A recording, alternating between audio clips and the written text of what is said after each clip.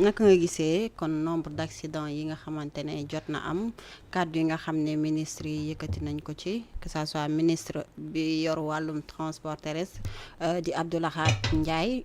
ñenn ñi sax dem ba ne dafa minimiser cas d'accident yi wala bokk li farlu ni ñu ko waree woon gis ci terrain bi gisewuñu ko noonu sa jàngat par rapport ak li fi jot a xew ak taxawaay bi nga xam ne ñoom am nañ ko ca. waaw madame ñu ngi lay daañu may ñu ziyaare sëñ Mountakha Mbacké nuyu ko ci nuyu bu sell di ñaan yàlla guddal fanam yokk wéram ci màggal gi ñu jóge ndax màggal gi moom li ci ëpp solo mooy jàng alxuraan jàng ay xasaayit julli ci yonent bi sallallahu alayhi wa sallam te ku déglu démb cérémonie d'ouverture bi le ministre de l'intérieur Mamadou Makhtar Cissé kàddu yu mu wax foofu cela veut dire tout simplement que ni benn indiscipline bu am ci affaire yi maanaam defee nu la neex daal maanaam boo xoolee ku doon sa sago boo xëyee di wuti yiw da ngay dem ci jàmm dellu si jàmm te ñi fi génn àdduna yëpp ñu ngi ñaan yàlla mu xare leen àjjana mais quelque part le ministre de transport terrestre kooku ne xam na liggéey bu mu ci def il a débloqué les moyens les bus ñu yóbbu nit ñi à temps maintenant dafa am lu nga xamante c'est humain nit munoo daw comme li ko kii waxee pratiquement nga mën a def 3 heures de temps wala 4 heures de temps dellu ñëwaat loolu bu yàggee nit ki day sonn te fatigue boobu mën na jàpp nit ñi à telle sorte que yenn accident yi boo ko xoolee surtout les motos. boo xoolee pratiquement mot ay 16 wala 7 wala 8 motos yu nga xamante ni ci cas d' accident yi la bokk ren. bon maintenant lii le ministre de l' intérieur tracé na une voie nee na yoon bi dafa am ñu ko seq oto yi dafa am fu ñu war jaar nit yi war am fu ñu war jaar boo fekkee fu nit ñi jaar nga lal fa ay bagages ça pose problème. kon donc yaakaar naa si wàllu boobu dañ ci am ay doxalin yu bees yu nga xamante ni état bi dana ko jël. le président de la République à travers le ministre de l' intérieur ak le ministre des transports terrestres ñu xool yan matukaay lañ war a jël d' autant plus que am na yenn moyens yi nga xamante ni nit ñi yamuñu yenn yoon yi dafa xaw a quelque part boo xoolee mun tronçon bi ñu jaar bi jëm à Saint-Louis boo demee ba entre Kébémer ba Louga yoon boobu dafa gàtt dafa ndaw quoi dafa sew trop. comprendre loolu yëpp war nañ ci xoolaat. donc au-delà de désordre bi au-delà de l'indiscipline bi nga xam ne ñu ngi koy gis ci tali bi également ça pose problème parce que des fois nga jaar foofu ñaari oto sax mun ñu ko bokk quoi te loolu yëpp war nañ ci xoolaat. d'autant plus que bon état bi comme jël nañ ci ay matukaay le ministre de l'intérieur wax na ci wax yu kàddu yu am solo bon c'est un homme de principe yaakaar naa dañ ci jël ay matuwaay parce que tamit yenn yi moom franchement la vie. jël matuwaay bi mooy lan ñu yaatalaat tali. waaw yaatalaat ak discipline bi surtout sur les cas d' accident yoo xamante ni c' est volontaire am na ñoo xamante ni dañuy l' autre jour j'ai vu une vidéo bu nga xamante ni waa ji daa daw ba mu neex mu traversé tali bi wàcc ak kaaram te boobu beneen oto mu ngi ñëw xam nga yu bëri yu nga xamante ni c' est de l' indiscipline ak boo sonnee nga mën a noppalu comprendre nit mënul daw bëgg loolu yëpp pour comme ni ko la sawaay waxee cas d' économie pour gagner de l' argent. te loolu yëpp mën na ñàkk quoi. mais am nañ ci yaakaar bon avec le ministre de l' intérieur. ñu tegaan mbiri ci yoon quoi ba gën a gàmm gi ñu jub mu am moins de cas yu nga xamante ni grave yu nga xamante ni nit ñi daan ci moytu daal. incha allah rabbi. Guèye sa commentaire par rapport ak nombre d' accidents yi ak mesures yi nga xam ne jël nañ ko chaque année de dañuy jël mesure xaw ma nag kañ la tailleur bi di ñëw mesure yi. bon souvent dañuy wax naan accident après la mort xaw ma. médecin le médecin après la mort. ñun mooy suñu problème au Sénégal on a beau sensibiliser avec les gens mais boo bëggee dëgg wax dëgg yàlla indiscipline laa gis man ñàkk yar ñàkk teggin ak reewande gu mat sëkk laa gis te lii mooy dëgg man Touba laa jóge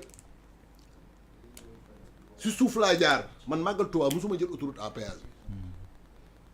man ngay paar musuma jël autoroute à péage man ci suuf laa jël te li ko waral cause bi njëkk sax mooy man dama bëgg su may tukki di romb ay dëkk léeg-léeg ma jënd sump léeg-léeg ma jënd gerte léeg-léeg ma droité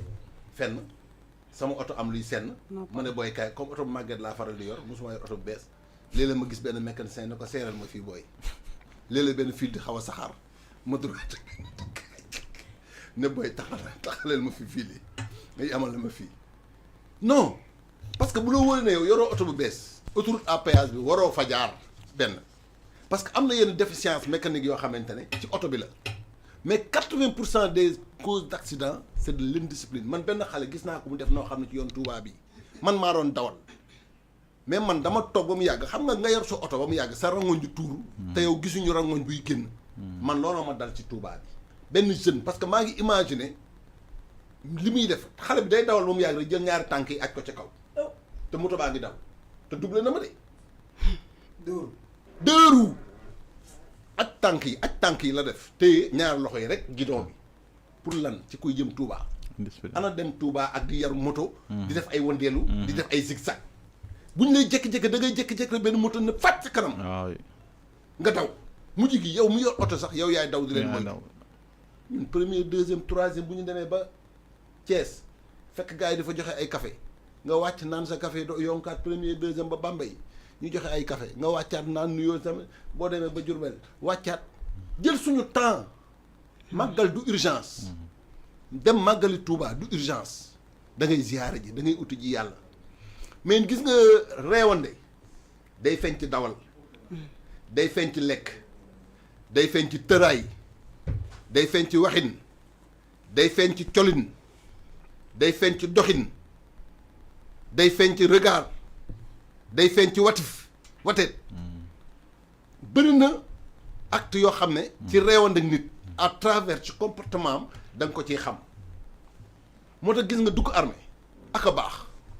base de la discipline dañ lay jàngal ni ngay waxee ni ngay toogee ni ngay dawale oto armée boo dawal 90 kilomètres ba 100 da ngay wàcc oto bi wëndeelu yow chauffeur yéen ñëpp ay wàcc chauffeur bi wàcc wëndeelu yëpp kuy naan kuy saw après ngeen jógaat te oto bi du dépasser 90 kilomètres heure ñamoo fa daw 120 130 oto yëpp nag seeni oto dañ la ko wax carrément vitesse bi lii lay war a daw moo tax c'est rare nga gis leen ñuy def yenn conneries te boo fa yàqee dara dañ lay defal li ñuy wax gestion fiche de gestion da ngay dem fay ñu contrôler yëpp taxe ak TVA bi dañ la koy dagg sa salaire bu mu jeex tàkk. sanction.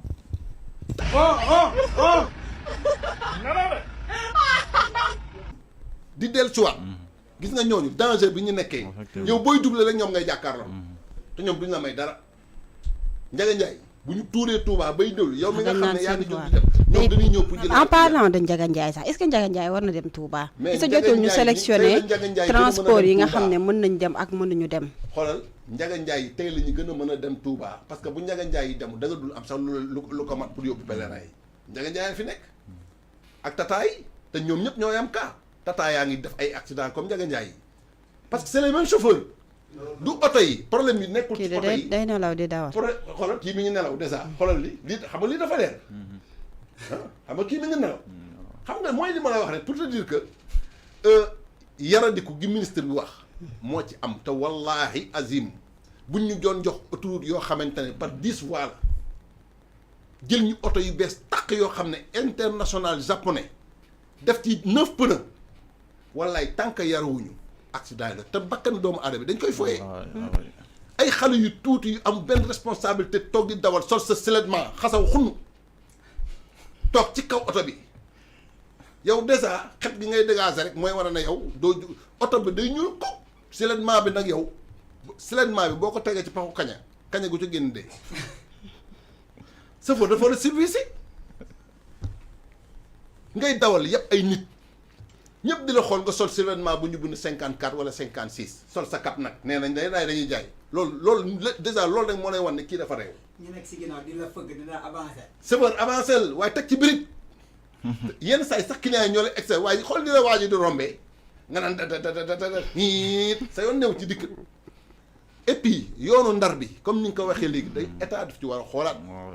yow oto boo xam ne ñaari camion xaju ñu si tali bi piste bi ñaari bus fu ñu demee dañuy am collision. te problème yëpp mooy guddi. yow guddi doo kenn kii du nangu wàcce benn tànk bi kii du nangu te distance bi écartement entre essieux yi. dafa am nombre de mètres yoo xam ne loolu la ñu wax. bande bi leen traversé moo leen séparé diggante tali bi kii lii nga am kooku boo ko tegee normal nga teg ñaari oto yu mag il faut mu am benn bu temps pneu wàcc. sinon day am collision. kooku impérativement état moo ci war a jël ay sanctions. mais leneen bi moom on a beau dire au changer man daal newoon naa transport ak ku mën a demee dañ ko war a tasaat defaraat ko monsieur le ministre de l'intérieur ku xam liñ ko jox la ndax commandé wu ko benn yoon bi mooy deuxième fois mu nekk ministre de l'intérieur commandé na douane ancien force de défense et de sécurité la mais ministre des transports terrestres moom dans tout ça ministère des transports terrestres damay indigner déclaration bu mu def parce que nombre de morts yu mel nii mënut a am yow ñu wane la Touba nga yor sa plate naan da ngay grignoter da ngay lekk parce que nee nañ waaye dañ may contre c'est ma personne di def ay déclaration fallacieuse mais je suis indigné yow mi ñun na ñu ne la yow sa secteur 20 personnes dee nañu yow heure bi da nga waroon sa dagg sa ab sa màggal dem hôpital Louga ñu ne déet waaye nga dem hôpital Diourbel ñu ne déet nga dem hôpital fële ñu ne kat ministre baa ngay seeti blessé ya ñuy xool yan prise en charge nga leen def ñu fekk la ngay jël say gâteau di lekk naan da ngay bernde parce que Abdoulahat ban sama kii loolu moom ñu wax falu ñu leen pour ñu toog di ñu waar bu dee waar rek liñ ci yor ci ay sëriñ daf ñu doy sëkk ak barke dañ la fal pour nga toog jot ay di jël ay say responsabilités par rapport ak li nga xam ne moom lañ la dénk tout à fait mais bu dañoo def politique ba lépp lañu bëgg politiquer tey ji boo ko critiquer ñu ne la wéy c'est le nouveau régime parce que bi am na yeneen yu fi daan am te daaw leen ko critiquer on critique tout le monde très bien ay solution la ñu bëgg lu toll ne transport dafa sacré dafa sensible mooy ministère boo xam ne moo ëpp ay mort ci Sénégal muy transport bi nga xam ne tey sunu mooy te ñaar par événement la soit gàmmu wala màggal ñun ay jullit lañu ñaari événement yooyu moo fi ëpp doole au Sénégal te ñi leen di yóbbu mooy ay oto kenn du ko dox loo xam ne day dégénérer presque 7 millions de personnes xaw ma 6 millions ban dëkk nga gës a gis lu toll noonu war a daje ci benn dëkk mais kooku dafa laajaat ay réflexion tey ji à part Makka mais Touba li muy dugal ci ay pèlerins amul benn dëkk bu koy dugal ci àdduna si est-ce qu'on a plus de 6 millions de personnes mais 6 millions et quelques de pèlerins fu mu dajee foofu sam waay nekkatul problème national dafa war a nekk problème international. mais père ministre Diante laa gis ni ci image yi kon Diante màggali woon na. mais moom daa teel a ñibbisi. waaw il a sorti tous les moyens qu'il faut. mais bi accident yi amee lan ma doon cërëm attends dafa war a dem sur les lieux. attends ñu wane ko mu yor benn plaatam di. attends père xam nga lekk moom kenn mënu kaa tere nit. mais dafa rafetul. non du loolu mais léegi da nga ne il a sorti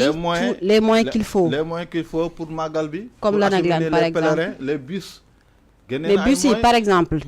ñoo ngi wax sànq est-ce que lu ci mel ni Cheikhou Chérifou war na dem Touba est-ce que lu ci mel ni Ndiaga Ndiaye war na dem Touba tey bu fekkoon ni les moyens yi ngay wax taxaw na ci est-ce que du ñu mettre en place des bus par exemple lu ci mel ni dem dikk.